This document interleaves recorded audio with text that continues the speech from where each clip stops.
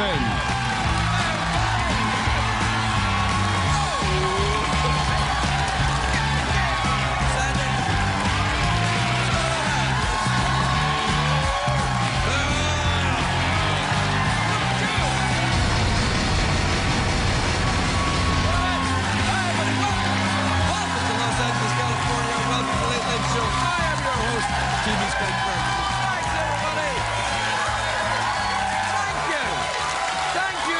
Thank you so much. Please sit down quietly. Thank you, everyone. All right, yes. Well, no, it's... Thank you, everyone. Please sit down, relax. Your completely genuine enthusiasm made up for my very difficult childhood. And now the hole inside me is filled up with love. Therefore, it is impossible for me to do any comedy. Good night, everybody. Oh, no. Still got a few nuggets down there. Still a couple of pieces left.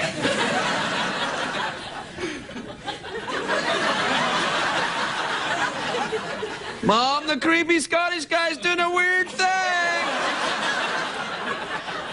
Am I? It's a great day for America, everybody. Now, actually, I say that, but it's actually not such a great day if you have to buy gasoline, and some of us do. Gas prices are hitting record highs all across America. Take a look at this headline. Yeah, New York Times, record high gas prices. Look, with a picture of high gas prices. Wait a minute, what was that other story down in the corner there? What was that? What?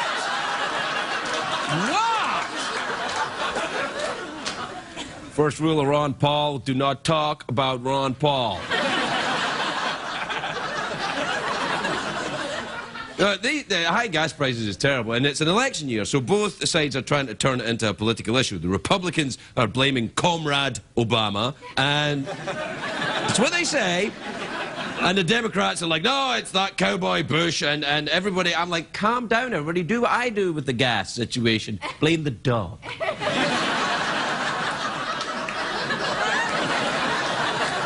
What is that? What is that? You'll never know. You'll never know. You know why? Because you're not part of the inner circle. We know, don't we, everybody? I have no idea what this is. Anyway, the Obama administration is blaming the high gas prices on unrest in the Middle East, and I think that's smart, because how long can violent chaos last in the Middle East? It's bound to clear up any day! Here in LA, the price of gasoline has gone up so much, I might have to go back to huffing paint.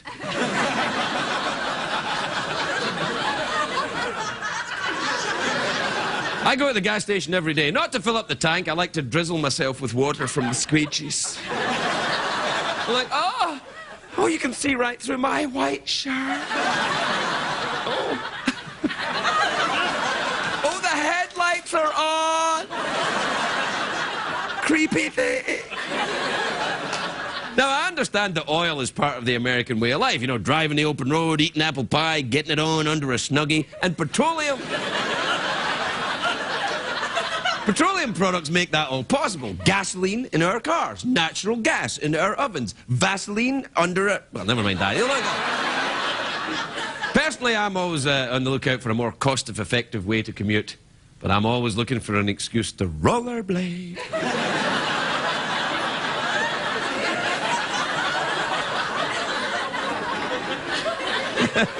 That's right. That's how I rollerblade.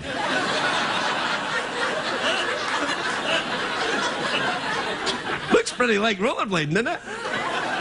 Anyway, as bad as the gas prices here are, remember, the situation is much worse in Europe. I'll tell you why, because every time a European fills up a tank, they expose their unshaven armpits, releasing deadly toxic gases. Wait, I'm European. But I have become an American, so my armpits have been waxed! This is the reason why the Europeans adopted the metric system. Gas prices don't seem so high when you're paying by the litre. That's why they did it. In France, we like to smoke at the pump. You think that is creepy? What about this? There's not even a cigarette in there. I'm smoking the smell of my fingers.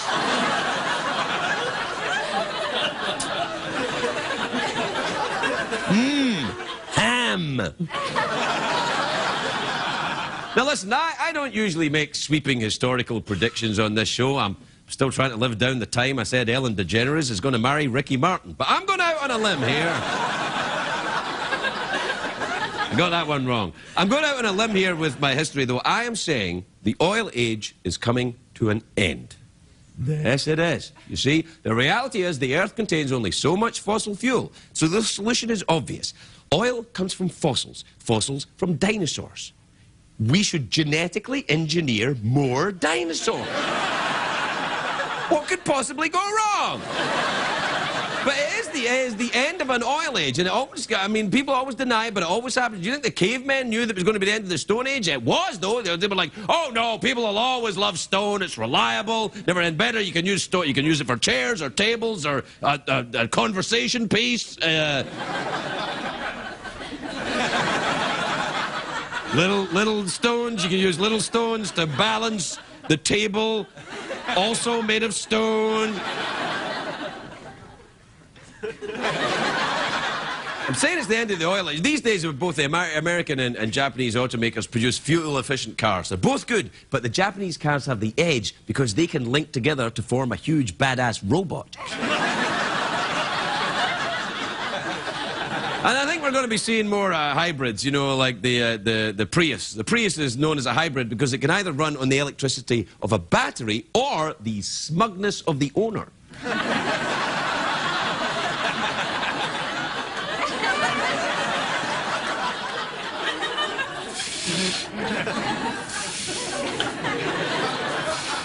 The back seat's roomy enough for Pilates. I'm doing the noise of a Prius. I don't know if it's working. Well, they don't make much noise. That's why. The other thing with the engine and the electric cars, they don't roar. So when you rev them, it's very hard to look cool at the stoplight. You rev your engine and it goes... People think you're shaving your legs. What do you run on? You run on oil, gas, electricity, what? I run on love. How does that work, then? Why don't you come over here and find out? I see what? That's not love. What, man? I'm just trying to be as creepy as you are tonight. It's awesome. Was I being creepy tonight just because I did that thing? Yeah, do it again. All right, then. I don't quite know what it is. It's like playing with small bagpipes, I think. Very small bagpipe. And do your caveman impression while you're doing that. Well, I wasn't really doing I was just doing a guy talking. It was the end of the Stone Age, so they had stopped talking like that. No, it was great. I loved it. Well, I was just a caveman talking like that. Yeah, hi, I'm a caveman. Yeah, it's great. Yeah, right, yeah. Well, that's what I'm saying. I mean, the early cavemen went, ooh, ugh. But by the end of the Stone Age, they were like, hello, everyone. Have you seen my cave? Isn't it marvellous? Lovely cave. I've got a cave painting over here, lovely bit of stone. There's some stone. We're thinking to get some wood in, but it's a little... It's a lovely painting of buffalo you have. Yes, thank you. I drew it well, it was drawn many years ago by a gorilla. My Uncle Charles, actually. Oh, that's lovely. Ooh, that would imply I believe in evolution. Uh-oh. I look forward to your letters. However badly spelled they may be. You like to go to the... Sure, let's do it. Okay. Tonight's program is brought to you by Uncle Craig's Pervy Petrol, bringing new meaning to the term filling station.